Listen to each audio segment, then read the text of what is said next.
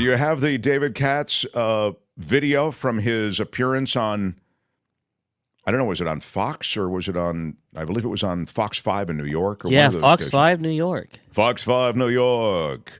The last word in news. This is Fox 5 New York. Against Trump is he did just the opposite. He took them without asking any permission. He took them himself. He knew exactly what he was doing. He chose them. He stored them. He didn't want to return them. Well, Yeah.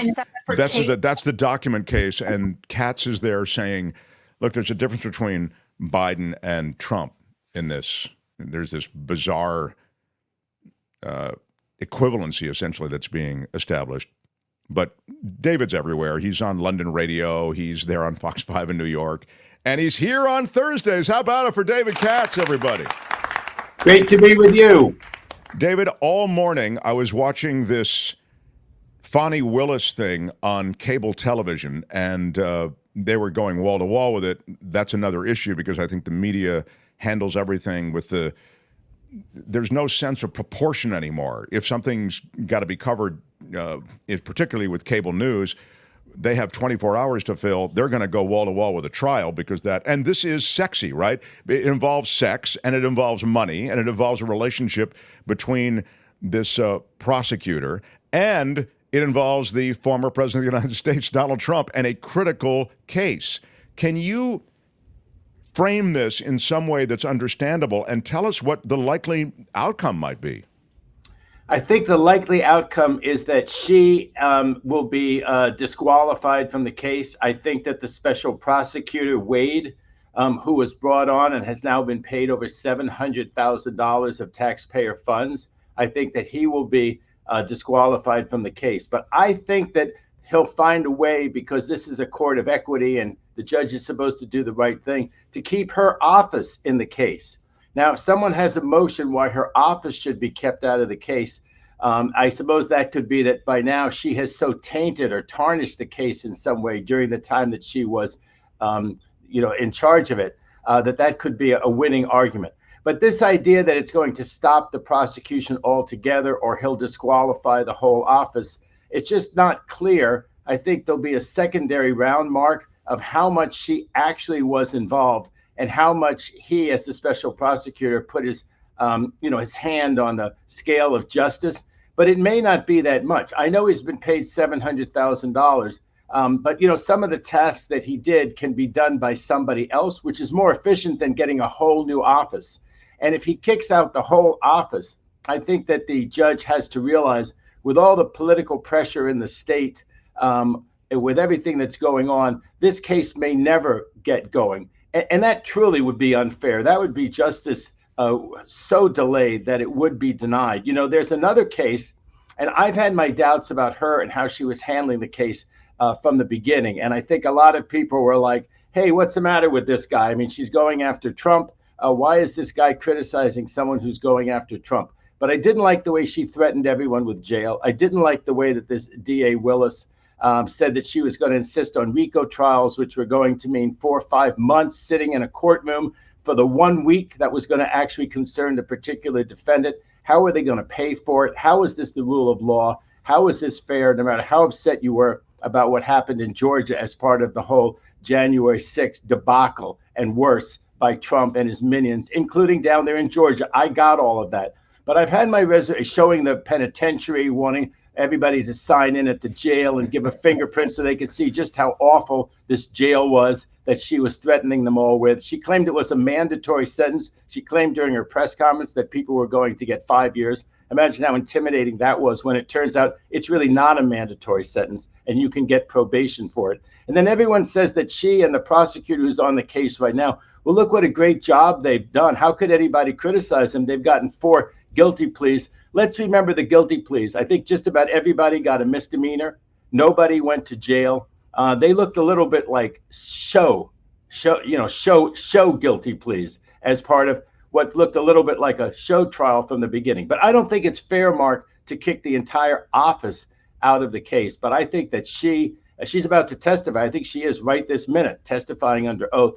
But I think that she and this special prosecutor are going to be kicked out. And as to the people who think that, this really helps Trump, Her staying on the case with this special prosecutor and this drip of bad facts, that actually helps Trump, I think, more than just making a clean break, saying she's got to get off the case. She could have no control over anybody in the office. I mean, somebody else would have to determine their paychecks, their evaluations, what they did. She would be absolutely walled off for the case. And so whether it's fair or unfair, so would this special prosecutor be. It's just too bad, the optics.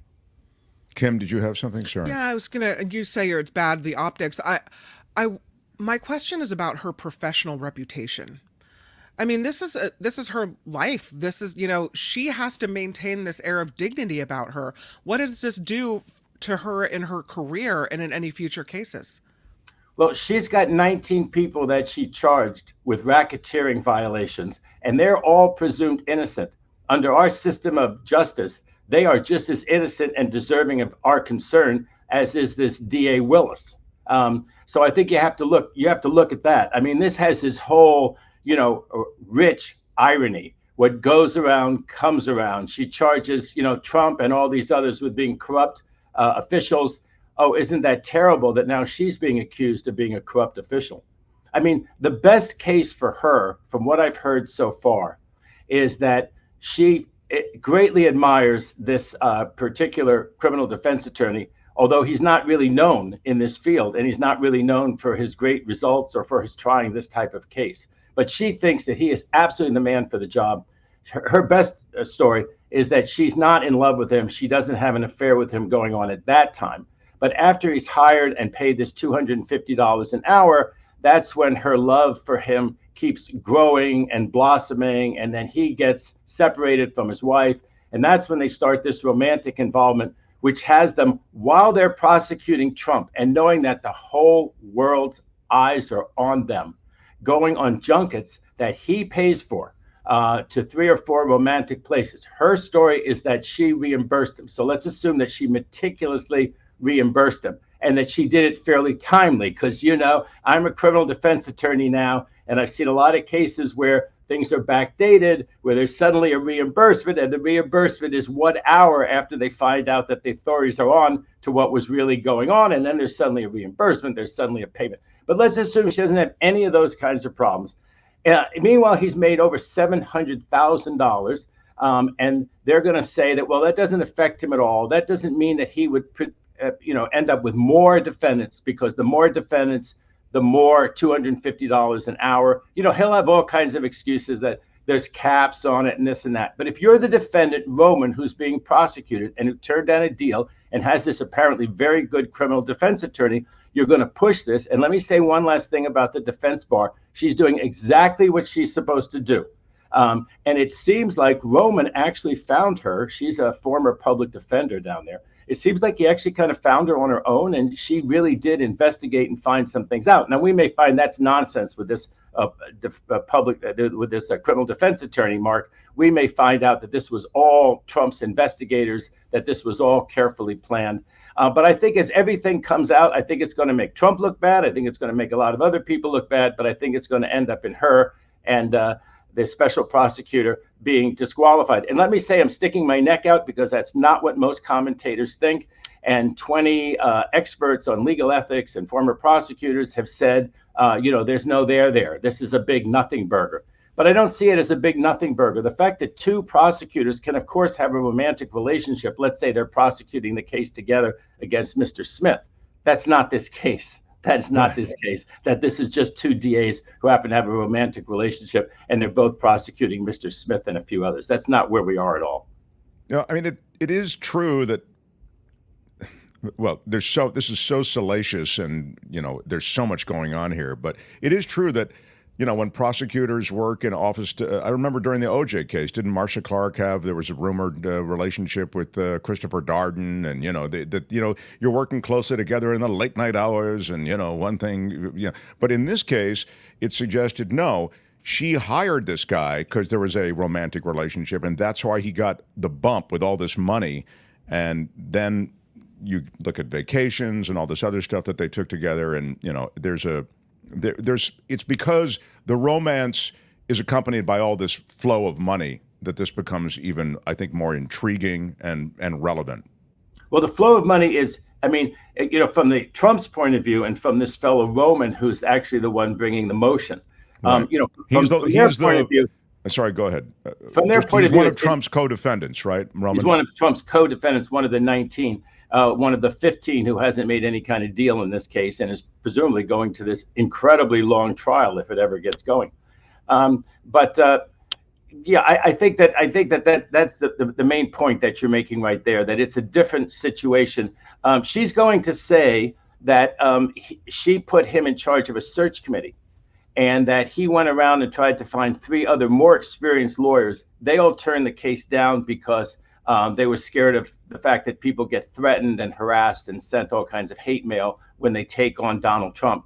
And that he said, I would be willing to take it. The other 3 people didn't want it. But no one's going to buy that she had to settle for him, that he was the only guy brave enough to take this case.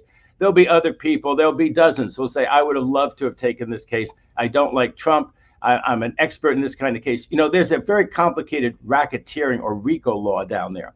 And she explained to the breathless press many times how complicated it was, and she had this expert on it and all this kind of stuff. Well, guess what? The guy that she hired and that now has been paid over $700,000 was not such an expert on it. I don't think he'd ever had one of these incredibly complex, hard to learn RICO cases. Now, the judges said that he's not going to get into his level of competence, which I believe. I mean, if you're a good lawyer and you want to do your homework and you want to get help, you can learn to do a RICO case.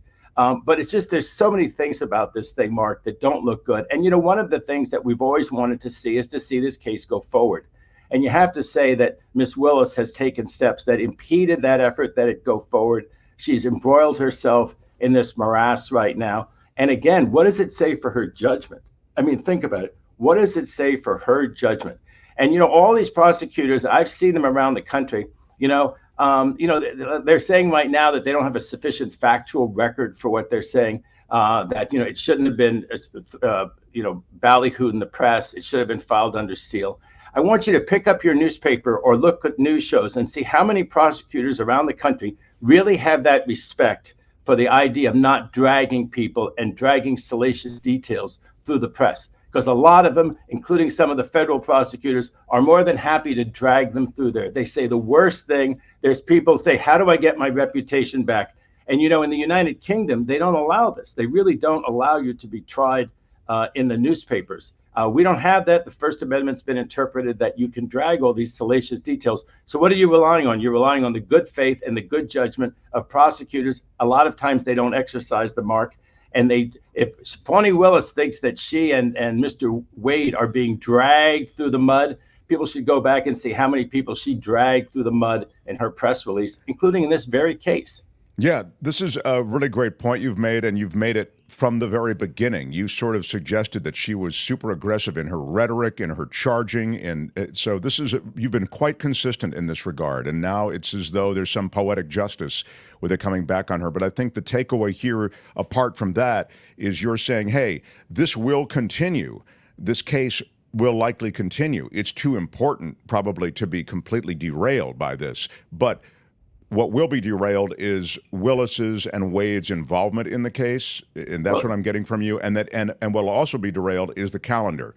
This is going to take longer now to come to term, right? I'm sticking my neck out here because, as I say, 20 experts issued this friend of the court brief and said there's no there. They have a rebuttal. It's kind of interesting. The expert on these things brought in a special prosecutor, didn't file this brief. I'm always looking for the irony and the hypocrisy.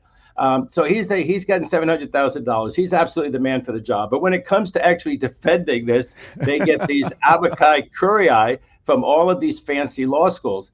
And it's really hard to understand the supposed unanimity in that friend of the court brief, Mark, except for the fact that, they're from the Ivy League. The Ivy League hates Trump. I mean, this does play into Trump's hands, right? Are they really looking at this objectively and saying, no, there's no basis to rule for the, I'll say it for Roman. I mean, it is interesting that here is one defendant. He was offered a misdemeanor. He turned it down. He's apparently a Republican true believer. And this is his moment in the sunshine to fight back against all of the system, the prosecutors. and he's found the right lawyer. She's going to be a star coming out of this defense attorney for this fellow Roman, former public defender, and she seems to be doing just a smash-up job. At least the story is that she thought to go through the divorce records. And in the divorce records that the wife has brought against this guy, Wade, she found a few little tidbits. And she's turned the tidbits now into these subpoenas. And she's found out about these trips.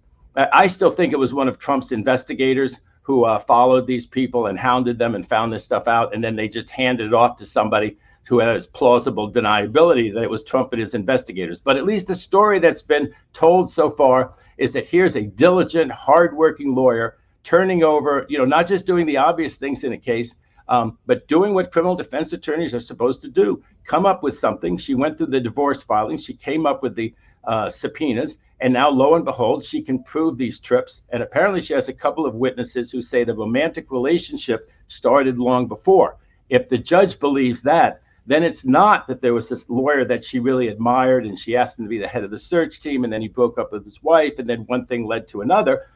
If that's true, she had a lover and she picked her lover and found a way for him to make over $700,000 so far, and then went on fancy trips that he paid for. And she says that she reimbursed him. If she didn't reimburse him just about dollar for dollar, she's in big trouble on that, because they're going to say this is just a type of self-dealing. And no, you can't have prosecutors self-dealing in their own case. That's, again, not just the boyfriend and girlfriend are both with the DA and they're prosecuting you, Mr. Jones. Could she be disbarred for anything like that? Should there be evidence that there was no reimbursement? This could be calamitous for her. One thing is that she's now, because the judge agreed to have an evidentiary hearing, now she's under oath. So if anything she says now is not true and can be shown to be perjury, she's in huge trouble with the bar just on that basis. But these things here, that's one of the things they're trying to claim about Ali Mayorkas. First, they ask Ali Mayorkas to turn over all these documents and to come testify, and then they scream at him, and then they say, oh, he didn't turn over all the documents, and we don't agree with his testimony. We think some of it was incorrect or worse than that. And you can play that game with people, but it's certainly not a good thing if you're the prosecutor on a case and now you're called to the stand under oath. I think that only happened to me once, and it was a very technical issue about the Speedy Trial Act or something like that. But my God, I mean, just from a personal point of view for Miss Willis, this is a disaster already and a potential calamity for her. Well, this is for her personally, yeah, for her, and her career, personally / professionally, yeah. I mean, this is the crap that it yields, though, from like guys like Andrew. How many times did I tell you that all of that, the Trump trials are bogus? I mean, this doesn't speak to the veracity of the evidence against Trump. I mean, I think the Georgia case is pretty damning against Trump, but you end up with this sideshow that becomes, becomes the hook on which, oh, it's all crap, Trump's fine, none of these trials will amount to anything. You hang that statement on that hook. Well, you look at what's happening in Georgia. It's a total mess. Well, that's what's so disappointing, Mark, if I can just say. That is what is so disappointing. Because, number one, if you bring that case, as Willis did, it's going to help you in the next election, which I think was, unfortunately, her calculation. But she seemed to never appreciate the fact that she had to be Caesar's wife. And she was the exact opposite of Caesar's wife. She walked right into this. The people who say that Colorado disqualified Trump, and they come right back and say, no, Trump disqualified Trump. Trump participated in the insurrection. Trump disqualified himself under the 14th Amendment to the Constitution. Well, didn't Miss Willis really disqualify herself? I mean, that they've gotten to the bottom of some of this stuff and they've gotten as far into what happened. How on earth could she have let this happen? And let me say one more thing, because I do believe that we have an existential crisis in this country to save democracy. And when I see people with all the power to affect it, like Miss Willis, did she treat this like there was an existential threat to our democracy? Did she show forbearance? Did she show any self-sacrifice? And so it's astonishing. And as a former federal prosecutor, I never would have gotten myself anywhere close to this situation. Anybody with any sense, you have any former prosecutor up here who will say to you candidly what their opinion is, and a huge unforced error. This is like committing suicide on national TV. And what did she think was going to happen? Trump went after, and Trump may be a total bastard for doing this. Trump may be lowlife, pond scum, always trying to dig into the guy who's trying to put him away in prison, where, in my opinion, he's belonged for quite a while. But that's how he rolls. He's going to investigate you. He investigated this New York Attorney General, Mark, and he had stuff on him. And that's exactly what he's going to do. And when the case started out, it appears that he had nothing on her. It appeared that she was a fine public servant. And then this self-inflicted wound that was going to come out, you just think, I mean, just on that level alone, and of course the voters can't recall her right now, but if there were a recall, I mean, does she have the judgment to handle a case that's this important? Has she shown the good judgment to handle a case like this? No, she hasn't. If there were recall petitions there, she'd have been, I think, recalled by now. I think people are just, and her biggest fans, I think, are the most dismayed. Right. Isn't that interesting? Yeah, she's pretty much lost the room. It was very unprofessional, says Donald. It was in some ways similar to Trump's unprofessional. Well, Trump's not unprofessional. He's lawless. I mean, there's not. I would, to call him unprofessional is kind. The nicest thing that's ever been said. All right. Well, David, I love talking to you, and I know that we addressed last week the 14th Amendment case before the Supreme Court, and sort of the bizarre treatment that they have of that. There's the immunity case as well. You've already said you don't think that they're going to rule in Trump's favor on that question. And the last thing I'll just quickly ask you as we run out of time is about his case in New York. I mean, where he's going to receive a civil penalty. He'll receive it's a criminal penalty, right? If any of you are going to be in London tomorrow morning, you can hear me pontificating on that case on Times of London Radio. Because they're very interested in it, because it really does look like that one's coming next. Now, it may be that it gets continued, Mark, but it looks like that one's coming next, because even if the U.S. Supreme Court denies the delay, because Trump wants yet another delay, what he wants to do is not have the U.S. Supreme Court rule, because I think everyone knows, including his lawyers, that they're going to rule against him. They're not going to say there's presidential immunity. So on the substance, he's going to lose. He may even lose on the stay. So he's got a new idea, Mark, which is that they should delay the case in the U.S. Supreme Court to give him time to go to the full D.C. circuit. But the experts think that the way they wrote the opinion, and the reason it took a little bit longer than expected for that 3-judge panel in the D.C. circuit to rule, was that they circulated it informally to the other judges. And they asked them, look, are you going to vote for en banc? Because if you are, just let us know. And we think that they said no, because the mandate said unless the U.S. Supreme Court acts, it's going right back to the trial court. So I do think that there is a very plausible path to have this case start in the late spring in trial court. That is picking a jury in Washington, D.C., putting 12 in the box on the criminal case, the one that involves the insurrection, the not tamping it down, all the lead up to it, the slates and so forth, the Judge Chutkan trial. I think that one really could start in, let's say, April or May. But how about March? Right now, March is when the case with Stormy Daniels and Michael Cohen is going to go forward. And, a lot of people say, my God, don't lead with your weakest case.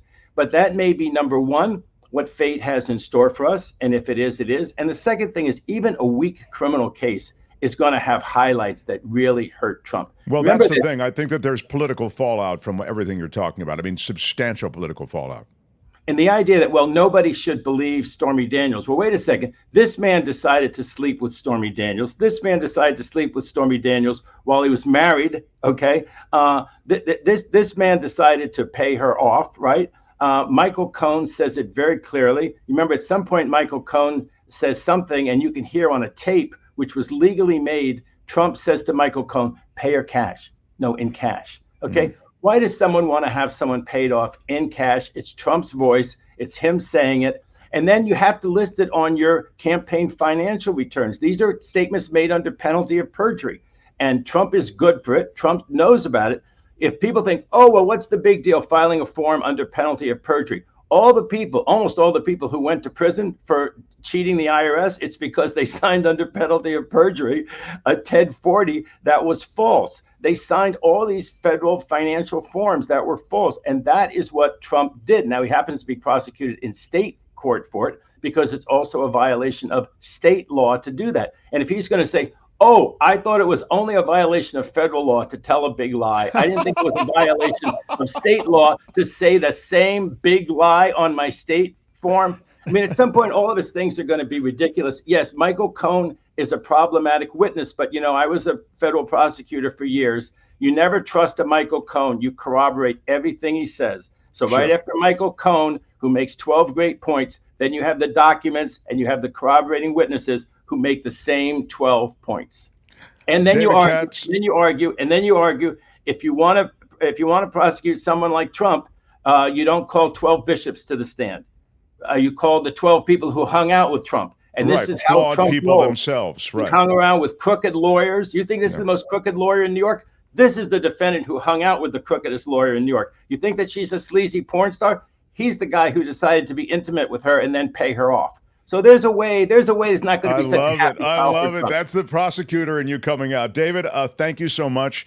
We're out of time. We'll look forward to listening to your musings on London radio. You know, we have a love for our the mother country on this show. Yes, that's wonderful. There you go. He is the wonderful David Katz, everybody. Thanks, David. We got not only the rule of law, but the Beatles. The rule of law and the Beatles. That's not there. The rule of law and the Beatles from the Brits. Yes. Great to see you, David. Thank you. Hi, it's Mark, and I thought that was great. Hit the notification bell. You'll know whenever there's a new video being dropped, and please subscribe to our channel to help us save the universe.